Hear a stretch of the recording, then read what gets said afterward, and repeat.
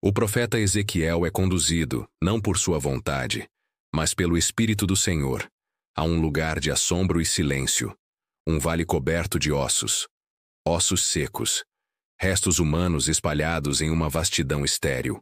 Não havia carne, nem tendões, nem sinal de vida, apenas morte esquecida pelo tempo.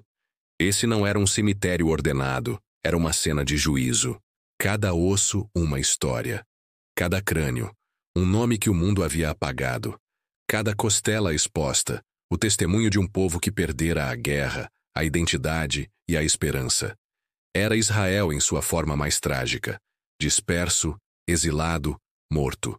E Deus pergunta: Filho do homem, poderão viver estes ossos?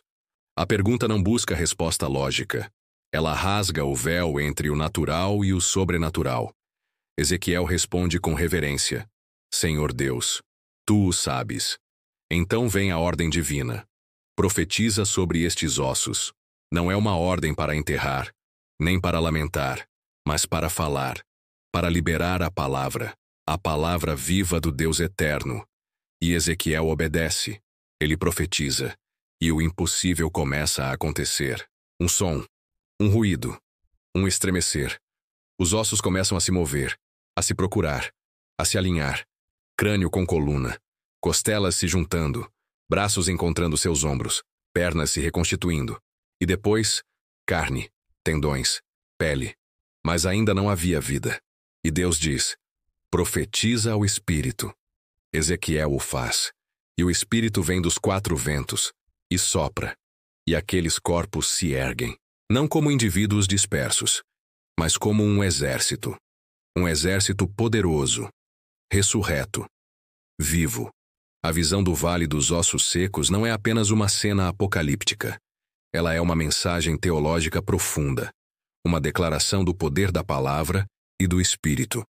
Israel, naquele tempo, estava no exílio, longe da terra prometida, sem templo, sem rei, sem esperança. Era um povo partido, uma nação que parecia ter perdido seu lugar na história. Mas Deus não havia esquecido. E essa visão era um grito celestial de que o fim não havia chegado. Que Deus ainda levantaria seu povo das cinzas. Os ossos eram uma metáfora da condição espiritual do povo. Secos, separados, mortos. Mas também eram matéria-prima para um milagre.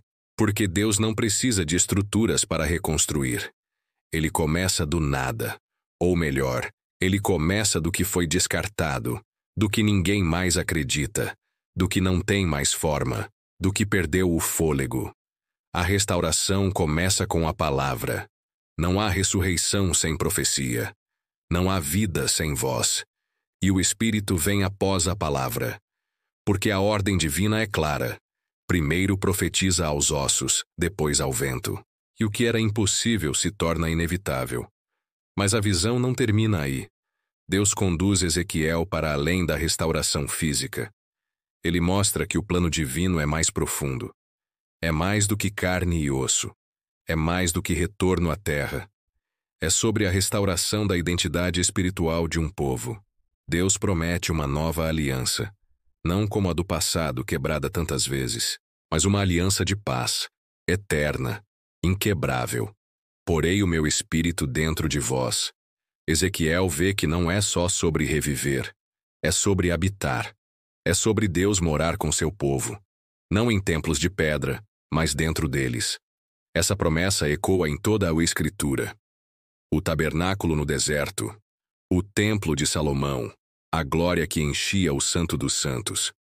Tudo apontava para esse momento. E então, em capítulos posteriores, Ezequiel vê um novo templo, um edifício sagrado, majestoso, simétrico, um rio que flui do altar, águas que curam, que purificam, que trazem vida até ao mar morto. O que seria esse templo? Teólogos debatem. Uns dizem que é literal, um projeto futuro. Outros veem uma visão celestial, simbólica. Mas há algo mais. Jesus. Ele é o templo.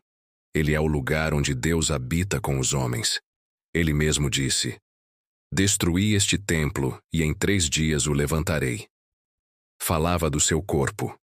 E com sua morte e ressurreição, ele se tornou o novo centro da adoração. E com Pentecostes, o Espírito foi derramado, e cada crente passou a ser templo, morada, habitação da presença. A visão de Ezequiel se cumpre em camadas. Restauração física de Israel, vinda do Messias, derramamento do Espírito, igreja como templo vivo, e no fim, a Nova Jerusalém, a cidade sem templo, porque Deus e o Cordeiro são o templo. Mas enquanto esse dia não chega, ainda há vales, ainda há ossos, ainda há gerações sem esperança. E a ordem continua a mesma. Filho do homem, profetiza. Profetiza à nação que esqueceu a verdade. Profetiza à igreja que perdeu o fôlego. Profetiza à juventude mergulhada em sombras. Profetiza aos corações secos, vazios, quebrados. Porque há poder na palavra, e há vida no Espírito. O mesmo sopro que moveu os ossos, ainda sopra. O mesmo vento que fez se erguer um exército, ainda está pronto para agir. E cada geração tem seu Ezequiel. Cada tempo tem seu vale. Cada momento exige alguém que ouse dizer: assim diz o Senhor Deus. E quando essa voz ecoa do pó, o céu se abre, a terra estremece, e os ossos vivem.